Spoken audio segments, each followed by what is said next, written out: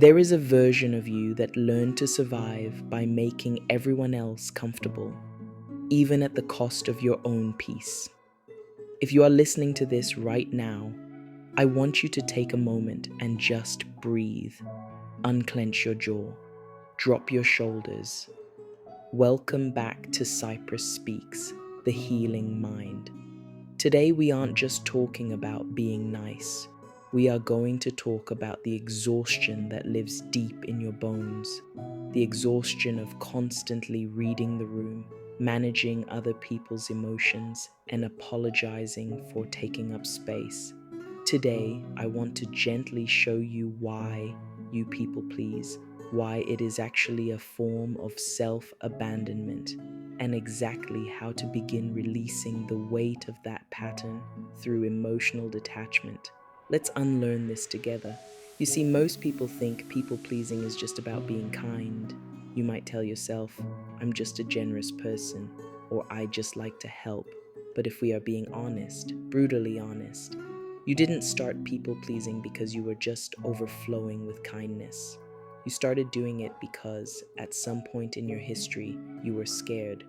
You were scared of rejection, scared of conflict, scared of the silence that happens when someone is disappointed in you, scared that if you weren't useful, you wouldn't be loved. We need to reframe what this behavior actually is. People-pleasing is a trauma response. In psychology, we often talk about fight or flight, but there is a third and fourth response: freeze and fawn. People-pleasing is the fawn response. It is a survival mechanism created usually in childhood when love felt conditional. Maybe you grew up in a home where the emotional climate was unstable. Maybe you had a parent who was volatile or perhaps emotionally unavailable. Somewhere along the line, a young version of you learned a very specific equation.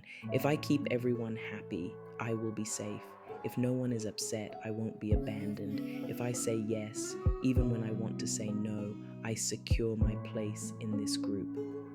So you learn to shrink, you learn to become a chameleon, you learn to silence your own needs so loudly that eventually you couldn't even hear them anymore. You do this not because you're weak, you do this because your nervous system thinks it is protecting you from a tiger. It thinks that conflict equals death. But here is the heavy truth that we need to sit with today. People-pleasing is the act of abandoning yourself to be chosen by others. And the tragedy is, every time you say yes when your soul is screaming no, you are teaching yourself that your needs do not matter. You are breaking your own trust. So, how do you know if this has become a chronic issue for you, rather than just occasional politeness? Let's look at the signs, and I want you to be gentle with yourself as you hear these. Do you apologize excessively? Do you apologize when someone bumps into you? Do you apologize for the weather? Do you avoid conflict at all costs, physically feeling your heart race when you have to disagree with someone? Do you agree with opinions you don't actually hold just to keep the peace? Do you feel an immense, crushing wave of guilt the moment you sit down to rest, feeling like you should be doing something to earn your relaxation? And perhaps the most painful sign, do you find that you attract takers, people who drain you? It's not a coincidence. Givers who have no boundaries are like blood in the water for people who have no empathy. If you are nodding your head, please listen to me. These patterns are not your identity. You are not just a doormat. These are coping mechanisms. They are armor. You put this armor on to survive a war that ended a long time ago. And just like any armor, it is heavy, it is suffocating, and it is time to take it off. So how do we do that? How do we stop performing and start living? We use a process called emotional detachment. Now, this doesn't mean becoming cold or unfeeling. It means detaching your sense of safety from other people's reactions. It means learning that you can survive someone else's disappointment. I'm going to walk you through a 4-step guide to breaking this cycle. This isn't a quick fix, it is a practice. Step 1 is the sacred pause. The biggest mistake people pleasers make is the speed of their response. When someone asks you for a favor or invites you somewhere or demands your time, your nervous system screams, answer now, fix it, say yes. You need to hack system, you need to insert a pause. From today on, make a rule. You never give an immediate yes to a request that requires your energy. Create a script for yourself. When someone asks you for something, say, "Let me check my schedule and get back to you." Or simply, "I need to think about that." That pause is powerful. In that silence, you buy yourself time to check in with your body. Does your stomach drop? Does your chest tighten? If the answer isn't a clear, enthusiastic yes, it is likely a no. That pause breaks the autopilot response. Step 2 is practicing micro boundaries. If you have never set a boundary, trying to set a big one feels terrifying. So we start small. We start with what I call micro boundaries. This looks like not answering the phone the second it rings. It looks like taking an hour to reply to a text message instead of 30 seconds. It looks like telling a friend, "I only have 20 minutes to talk today," and actually hanging up at the 20-minute mark. These small acts are training wheels for your brain. You are proving to your nervous system that you can set a limit and the world will not end. You are building internal safety. Step 3 is the hardest, but the most liberating.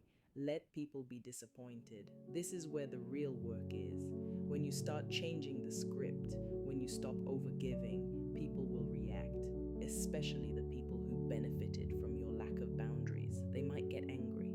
They might try to guilt trip you. They might say you've changed. And here is the key to emotional detachment. You must let them. You have to let people sit in their own feelings. Their disappointment is not a reflection of your worth.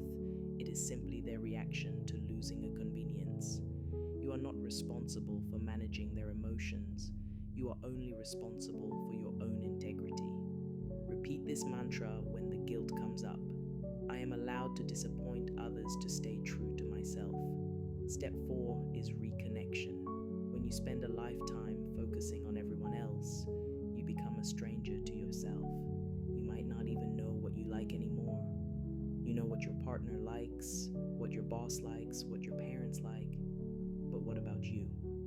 You need to date yourself again. Write this down. What do I actually want? Not what looks good, not what is polite. What brings me peace?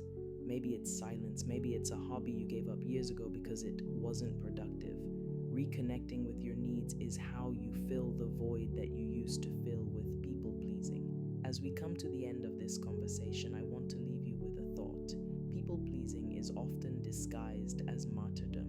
We think if we suffer enough for others, we will finally be worthy of love. But real love, healthy, adult love, does not require you to suffer. It does not require you to erase yourself. The people who truly love you want you, not the version of you that serves them, but the version of you that is whole. They want you to rest. They want you to say no when you're tired. Relationships where you have to perform to be accepted are not relationships, they are cages. And you have the key. It is going to feel scary at first. The first time you say, "No, I can't do that," your heart will pound. Do it anyway.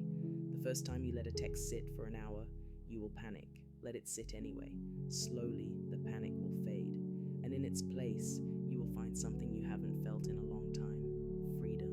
You deserve relationships where your no is respected and your yes is not expected. You deserve to take up space. Thank you for letting me speak to your heart today.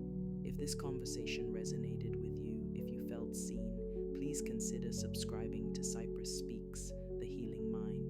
We are building a community here of people who are learning that their healing is not selfish, it is necessary. Take a deep breath. You are safe,